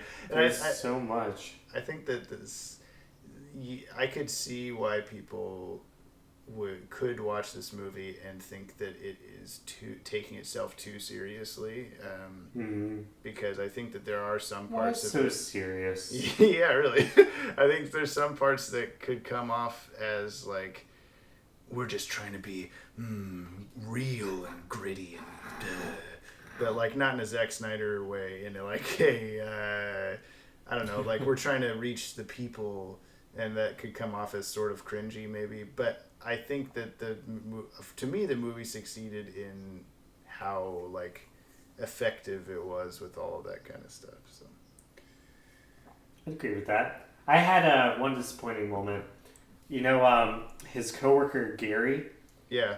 Why wasn't his name Gabby? The really short one. Why wasn't his name Gaggy? Yeah, that's what I meant. That's what I meant. Oh yeah. Yeah. Gagsworth, Gagsworthy. Mm-hmm. I was hoping that sidekick. would be his name, but yeah. Yeah, I was really hoping.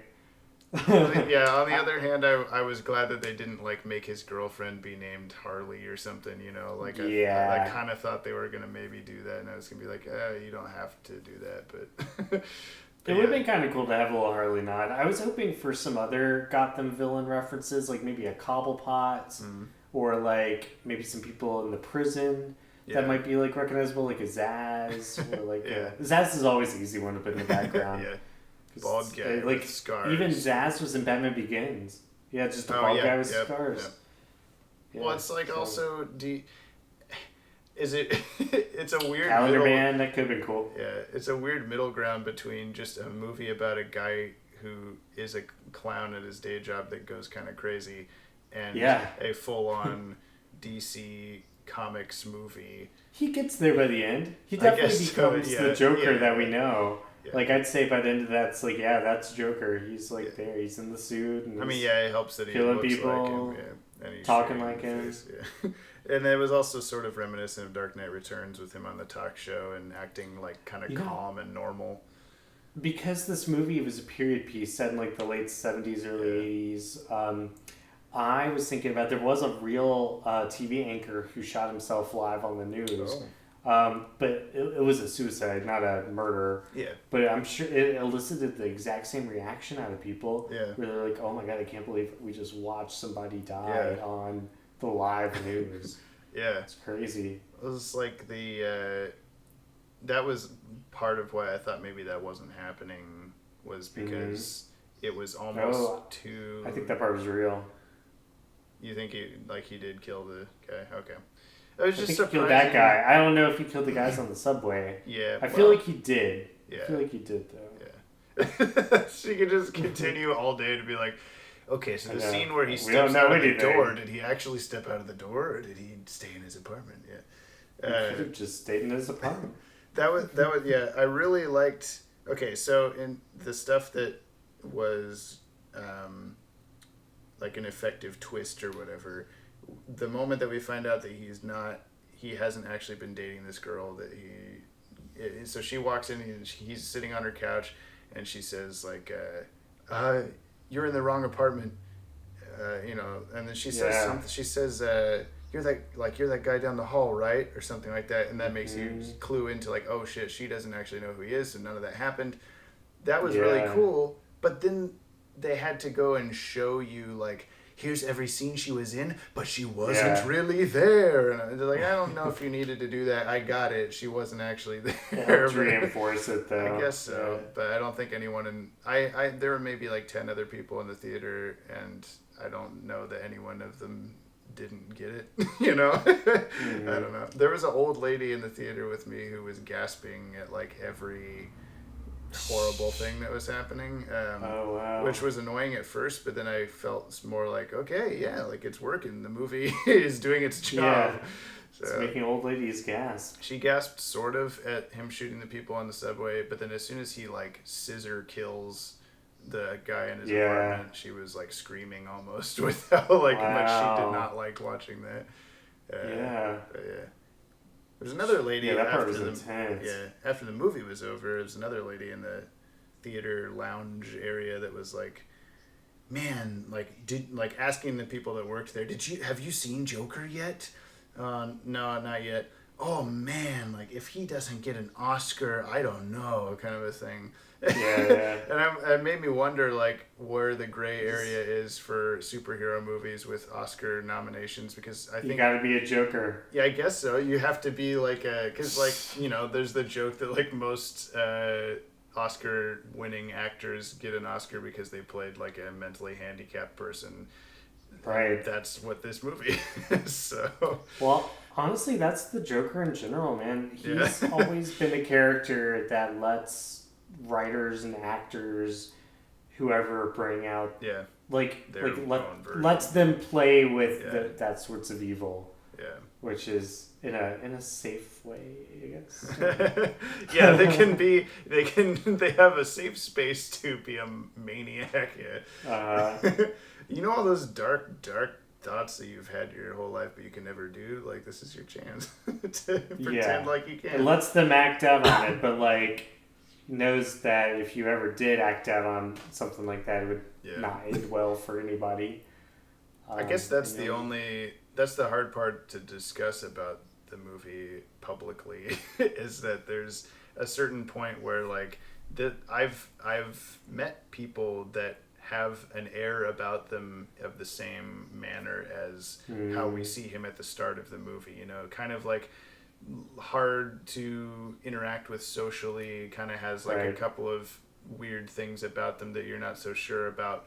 I've never personally heard of any of those specific people that I've known turning out to be murderous psychopaths, but there's always like the possibility that, you know, the kid at school that wears a trench coat that you're not so sure about kind of a thing. And I do wonder if that's the kind of thing that's the only worry I have about the movie, and it's not even really a worry, it's more of just an observation, I guess, is that that's the kind of person that could watch this movie and go, oh, you know, things might be okay if I murder some people. I might get on a talk show. I might start a movement, a political movement. Yeah. So. Well, luckily there's been, I don't know the right word, a movement to, if there is a mass killing or something, to not put any focus on the perpetrator, which is good. It used to definitely be a thing. It's like, their faces blasted all over the place. You're like, this person, learn all about them and how they could do this. And now it's more like, no, let's not glorify so it. they're not famous, Mm-hmm. Which, on the other hand, also kind of makes the shootings or whatever's happening, whatever horrible thing, seem less impactful when it's like, that just happens every day or whatever. But it's all just bad. Let's just not do any of that stuff. No. It's chaos like that is not the way to create positive change. Yeah, for sure. But on a more positive note, I got a question for you. Okay. Do you think this movie is going to tie into Wonder Woman 84? I doubt it, yeah. Like, there's that one screenshot of Wonder Woman 84 that we've seen where she's like looking at a bunch of TV monitors. Yeah. And there's that shot of Joker where it pulls back after the murder of Franklin Murray. Yeah. Whatever his name is. Oh yeah, all the different. It shows all the it shows all the monitors. What do you think if that scene is in Wonder Woman 84 on one of those monitors? Like an Easter egg, yeah. Yeah. Well, then I guess it would sort of either prove that it happened or that Wonder Woman 84 takes place in Arthur Fleck's mind. Yes. And that would explain why Steve Trevor's back. I think we figured it out. I called it here first. Yeah. On this podcast. I don't know what else we could talk about. The music was really good. Like, it put you in the moment. As far as I understand it, the music was written before a lot of the movie was shot, because a lot of the scenes where he's like dancing, like when he kills the guys on the subway and then he kind of like locks himself in like a public restroom, and does like a weird interpretive ballet kind of dance to the music that's happening in the movie. And I think that was because it was written before the movie so that they could do that scene. And that was kind of a very like eerie, you know, beautiful but horrifying at the same time moment of him like sort of transforming into the Joker. So I liked that. There was some CGI in this for blood and muzzle flashes that looked kind of bad, which made me confused because it was the only CGI in the whole movie. Like I don't know, I could just tell that some of the times where he's like stabbing the guy in the apartment was fake blood spewing in places, and when he shoots the guy it's not in the real staircase. Blood. Well, okay. It's computer generated blood. It's a movie. Yeah. What? They didn't stab that guy for real? No, they didn't. There were. I mean, It's a This thing I'm about to say is a product of me being in a small hick town, but it was unfortunate that any of the midget jokes that were made got like an uproarious laughter from the audience. So that was like they laughed harder at that than anything. I mean, there's not much to laugh at in this movie, but that was like, okay, like I think you're missing the point of how the characters in the movie are being shitty to this guy. Like this isn't supposed to be a thing you laugh at. But anyway. It's a low hanging fruit. Yeah. Hello. That only the short can grab. Ground? Yeah. Oh boy. Yeah. we're just as sorry. But I don't know what else to say. Should we cut this review short? Yeah. Short? Is there much else to say? Where did he get that purple suit that he wears to the talk show? He just suddenly it must have been a tall order. God damn it. Have we reached the height of this review now? Yes. Please transition us. I get, okay, I like Into Joker. the proto realm. Yeah. Oh. Now we're back with the we're- Secret Now Society. we're in the proto realm. The proto realm. That needs to be in the next follow-up to the DCU timeline video. It should, yeah. Called It's proto the white realm. space and the proto realm are the same thing, yeah. Are we doing comic relief? You gotta bring us back. We're in the there you go. Okay. Cool. Yeah. Let's try to keep comic relief and everyone's trash kind of brief because we're already at an hour and we still have to talk about Joker. So, Yay. I read. I'm sure Wait, there's a no, lot we that just can be cut talked for about that space. Joker. They just Oh, heard us whoops. talk about Joker. Whoopsie. I read a comic for once. Did you? Wow. Wow. So I was reading Forever Evil, and then I started reading Forever Evil Blight, which happens during Forever Evil, and then I lost the paperback for a year, and then I said, well, I'm not going to find it, so I went on the internet and read the remainder of Forever Evil Blight, so I finally caught up with that, and now I'm back to reading Forever Evil. It was good. I like Just League Dark characters, and the end of that. And then I also finally finished Drowned Earth, which was about a year ago, or over a year ago, that wrapped up, which is in the Justice League book. So I'm like, I don't think it was quite that long ago. I think it was earlier. It said like May winter. 2018 or something. Oh, like okay, that. never mind. So I didn't realize that I was was that far 2018? behind, but I think it's like a monthly Wow. comic, so I think it's It's a extremely bi-monthly behind. comic, so it comes out twice a month. Yeah. Okay, so I'm like 20 issues behind or something, but whatever. I'll get caught I- up. It's been a good I series. haven't had a chance to go to my comic shop because Yeah, my, the Scott Snyder Justice League is my favorite. Maybe Yeah. after the Jeff Johns stuff, but of recent Justice League I think I like it better than the Jeff Johns stuff. that Johns and is the, a favorite writer. But Grant Morrison, his run is There's like a probably my weird chunk in the middle between them that I don't know who wrote it or who was drawing it. It was just not very entertaining. For It was which just one? Like the start of Rebirth Justice League comic. Like I started getting Oh, that yeah, when I yeah. got comics for The first Christopher time, Priest series. I skipped Sure. that too. I skipped that. because I was like, oh, I have to get Justice League, duh, and then it was just boring. I don't know. But I like Yeah. the new the Source Wall is Broken story Yeah. so far. I'm reading Batman Superman, the series with Batman Who Laughs, Year of the Yeah. Villain stuff. And it's like he's infected that Batman Who going? Laughs.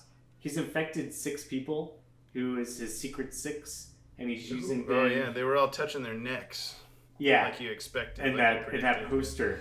That's right. Yeah. So in the current series, Batman and Superman by Joshua Williamson, they're fighting the Shazam Who Laughs. So Billy Batson's been infected, and now Shazam's like being the crap out of Batman. There's a really cool fight scene where Batman is in the Batplane and he flies it literally into Shazam, who's just standing in the sky, and the whole Batplane like shreds apart. And they're infected with these special batarangs that the Batman Who Laughed forged, and the batarangs have the symbol of the person on there that he's trying to infect.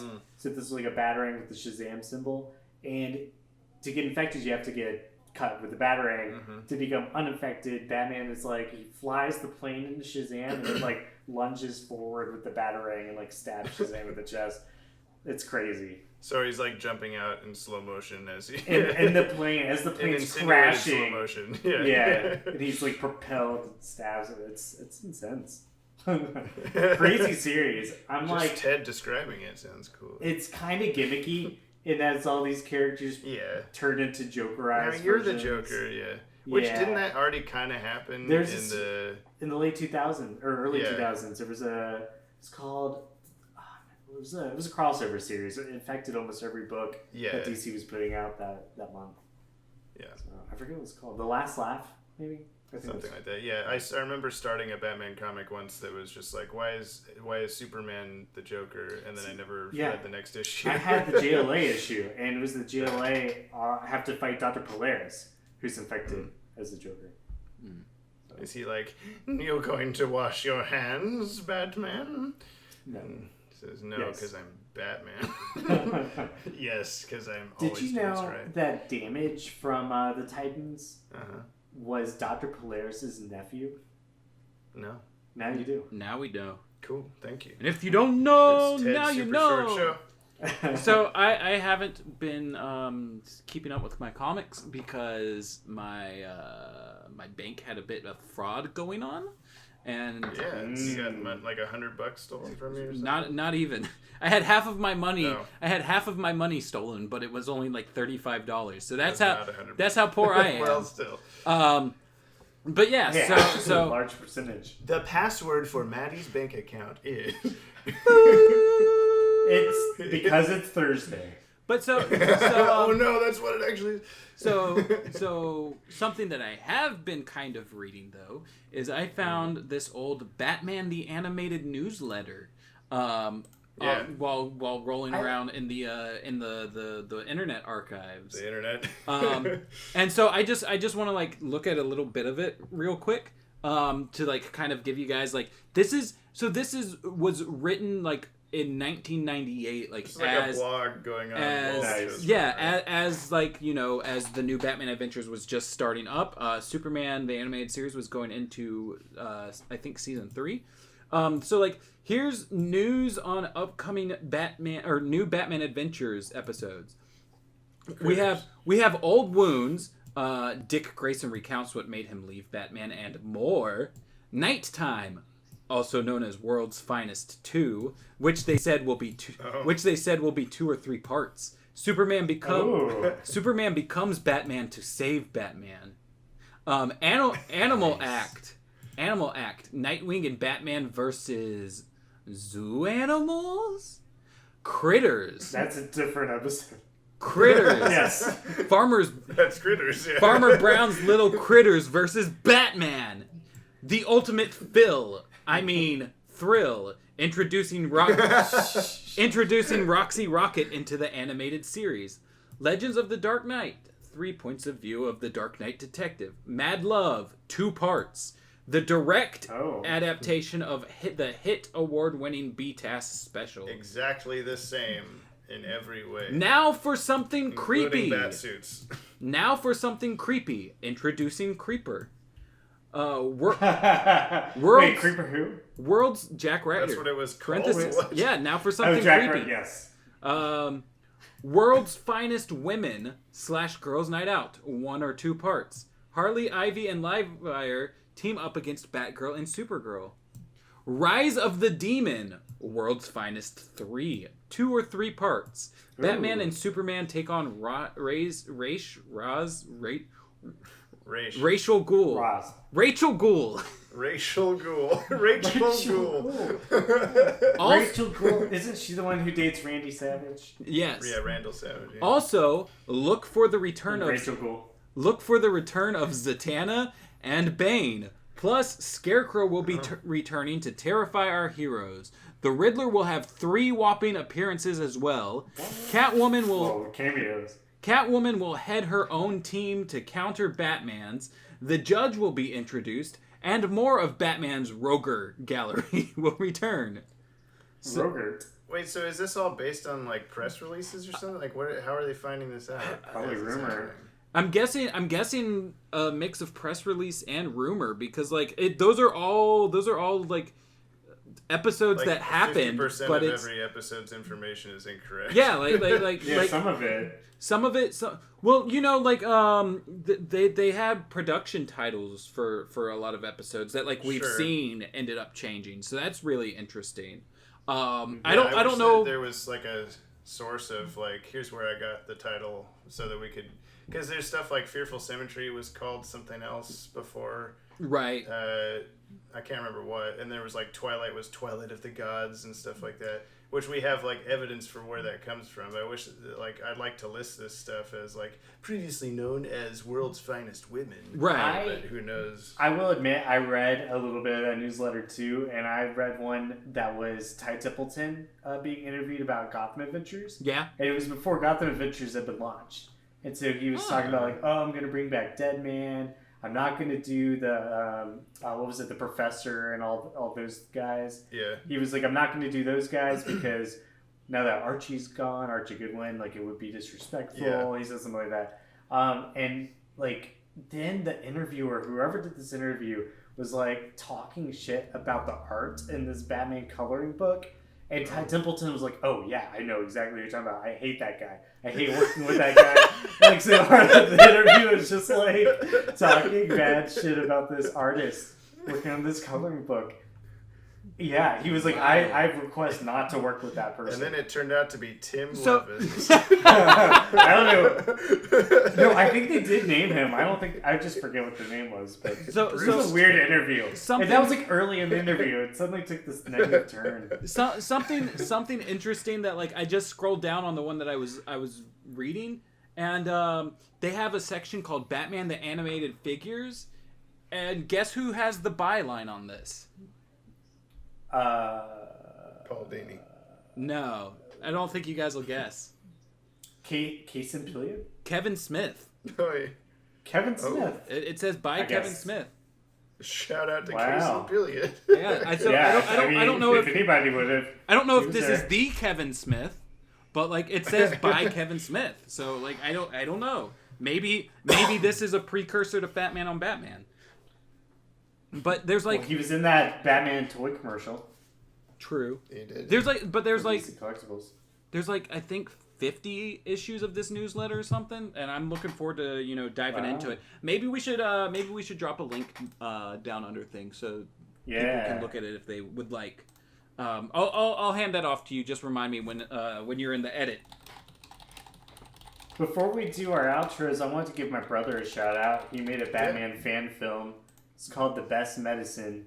He directed it and edited it, composed it, and played the Joker. Ooh. So I was hoping that he composed the music because he was using a lot of DCAU like motifs, and I liked that he was also didn't he also write that Batwoman music we used in a couple videos? Yeah, he did. Yeah. Yeah, This- remix of the Batwoman. This movie's funny. It's like gangsters. There's no Batman. all in it. played by teenagers. Yeah. Or- He's like 20. He's like 20. Yeah. So, young people for sure. But he makes a lot of Phantasm references. There's like a Andrea Bronsky and Valestra. Yeah. Well, Yeah, I it watched was the fun. first like 10 minutes and it was like obviously like kind of amateur, but it was like pretty well done for what I thought. Yeah. Like, oh, what is this that Ted's sending? Kind of a For thing. So, I mean for his age and whatnot, I was Yeah. like, yeah, that's a the opening Well done opening for doing credits it. are very similar to the Phantasm opening credits, which I thought was cool. So yeah, he basically just shoves as much Phantasm stuff. He had Jack Napier referenced also. Yeah. So But I gave him Batman White Knight to read recently, so I wonder if he was. Did you read that one? that's what. You gotta read Yeah, that one. I haven't read the newer one though. Curse of the White Knight, so good. Yeah. well, do we have a? I'm Check always it out. ahead I on think comics. We shared The Best Medicine. We shared it on a couple of YouTube links here and there. It's on there. Did we have some trash to rummage through? Yes, we do. Let me get to the trash. Let me rummage. Let me Find look that for the trash. peanut butter sandwiches. Yeah. Are you ever like cooking food and the instructions are on the bag and you accidentally threw the bag away and then you have to rummage through the trash? And then you just get you just do it back and forth constantly. I hate that. What you got to do is not put it in the trash. Probably Okay, right. this is from the Superior HDMI cable. He says, thoughts on Lego Batman the video game? Fun. I I like think the I open played world part of the aspect. first I had a lot of There's fun. open world in the second one. Yeah, I had a lot of fun with 2. I think I've played 3 and 1. The Which older. one's the supervillains one? It's that you mean just Lego DC supervillains? Oh no, sorry. I thought there was one that was like a Beyond something. I had a bunch. Oh, of Beyond different Gotham. That's characters. the 3rd. Okay, Yeah, that's I all. gotta grab a charger. I'll be right I back. enjoy them. Oh my god. Jesus, Ted. I should mention saying the word Beyond reminded me that Benjamin David at the Above and Batman Beyond podcast was just at New York New York Comic-Con. Comic-Con all weekend, and he was he interviewed, or at least he will be while we're recording this, so I don't know how well it went, but Kevin Conroy, Will Friedle, Andrea Romano, Alan Burnett, James Tucker, and that might be it. I'm guessing you passed off my my questions that I proposed. I did. I told him to ask about whether the robots in Bloodlines were purposely Zeta-ish, and then what was the other one? Oh, if we'll ever see Batman Beyond come to the DCAU. Yeah. And he just sent a thumbs up to that. So I don't know if he'll actually. He messaged me personally and was like, "Hey, dude, thanks for those questions. Those are real great. Like, hope you've been doing well. Nice. Sorry, I haven't caught up with you in a while. Blah blah blah." And I was like, "It's all good, man. Like, we're all busy." Yeah, I entered a contest of his also and won a very tiny Batman Beyond like metal pin, so that was kind of cool. Yeah, I guess that's all we have to say of Lego Batman. Watchtower Database, just Den Toons comic. By the way, I love that everyone changed their name. So I was Watchtower Database on the Discord. Ted probably doesn't know this. I was Watchtower Database on the Discord. I changed to JT Strecker because I was like, I'm tired of being like a faceless corporate-looking thing. I want to be me. Because Mattie's himself, and Ted's himself, and Adam's himself, etc. And so I was just like, okay, I'll be James. And then as soon as I changed my name and picture, everyone's like, oh, Watchtower Database is available, and they all changed their names to like Watchtower something based like version of their name. So that's all over the place now. It's really hard to tell who's who. He says, what design for Captain Marvel do you personally like more? The new 52 Shazam design or the classic Captain Marvel? Man, I'm definitely more classic. I don't know both of them off the top of my head. The new 52 one's the one. Captain Marvel's like big red cheese. New 52 has the hood. The JLU. The JLU look was classic. Yeah, and then New 52's the like Kirby crackle in his chest blue lightning with the hood. Okay, I think the hood's kind of cool. I don't know. It's kind of cool. I like the hood too. Yeah. I think he had the hood in the new movie, but he never put it on, or at least he barely did. Honestly, the new movie had it pretty good. It was a good combination between. I looked up Captain Marvel design side by side, and it's just showing me stuff from the Marvel Captain Marvel movie. From the Marvel movie, yeah. This is another one from the Superior HDMI cable. He says, "Do you enjoy finding things?" Are we talking about like? Well, it depends on. I like finding good things. I like finding things. Can I drop the info that like we've got Gary looking for? Yeah, let me go ahead. Let me go ahead and just like tease it because like we're towards the end of probably like a 2-hour podcast. I have to email him back tomorrow. He requested after the Comic-Con's over. But yeah. Nice. So I'm working on a huge project that's Zeta. I'm working on the Zeta project. and I, you're the final scientist.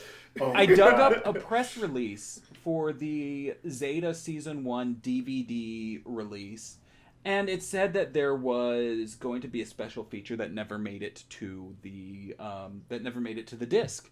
Come to find out, reading some interviews with Robert Goodman, it seems as if they switched out that special feature to be saved for the Zeta Project Season 2 DVD release, which was originally scheduled to also come out in 2009, but was canceled because of poor sales. So lack of money. Yeah.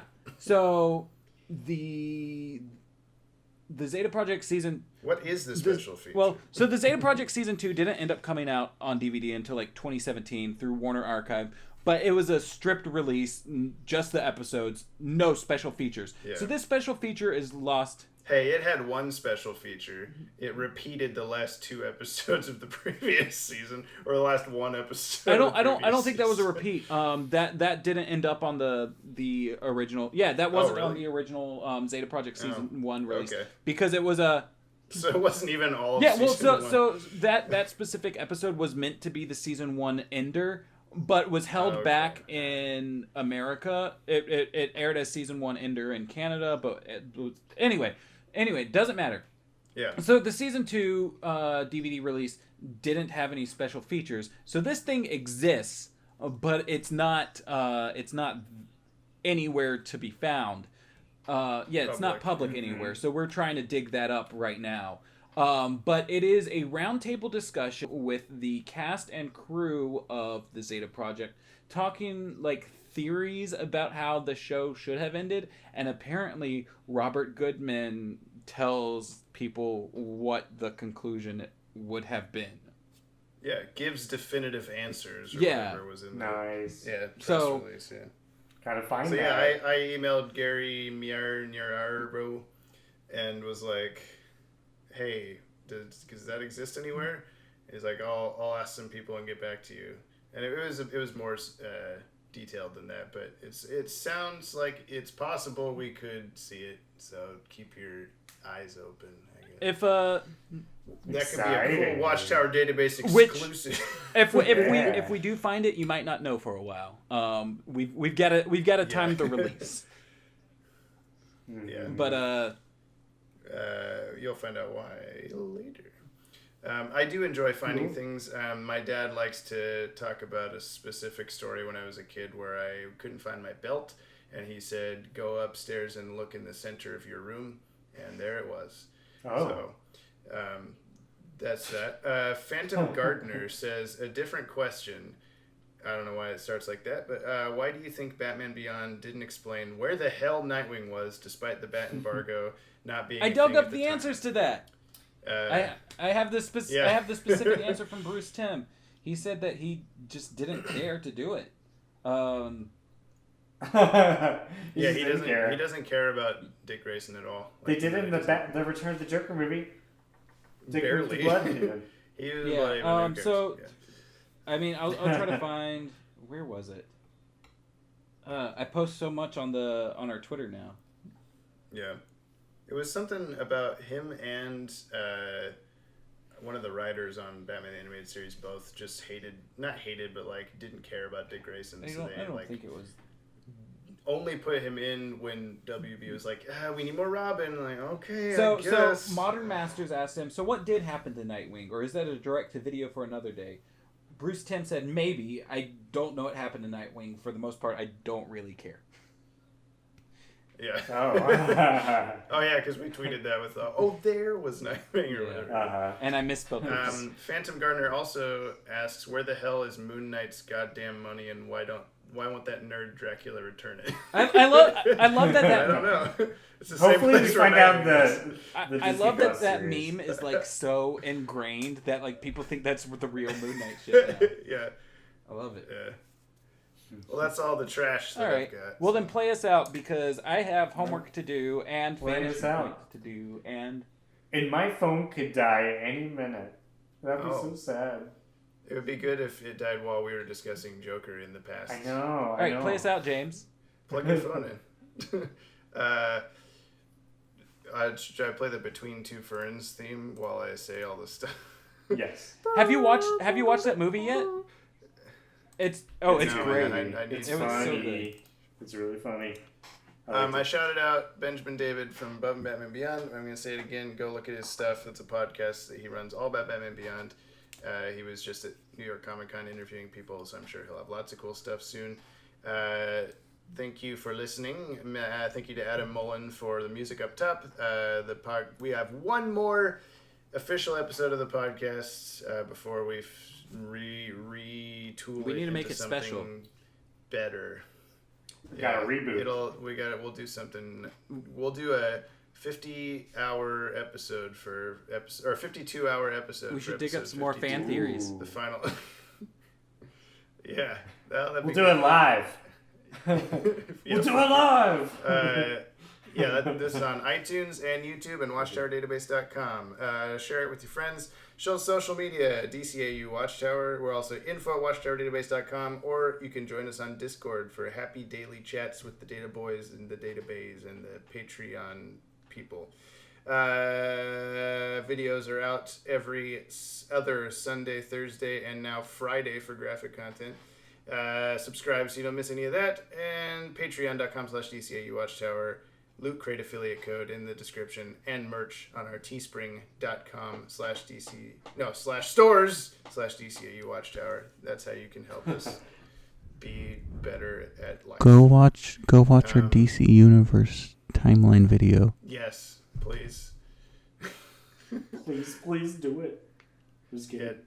There's a real sexy voice in the video. So I mean, I think you so. don't wanna miss it, yeah, I was talking about my voice, but That cat sounded cool. Thanks. Bye, everybody. We'll see you for one more episode. Bye. One more. Bye. And now Mattie can actually go away. So we can talk about Joker. No offense, but I really don't think you could follow the reasoning of a 12th level intellect such as my own. Guess not. The 12th Level Intellects podcast is hosted by the Watchtower Database. Visit watchtowerdatabase.com for more podcast episodes, videos, comics, artwork, and pretty much anything DC animated universe you can think of.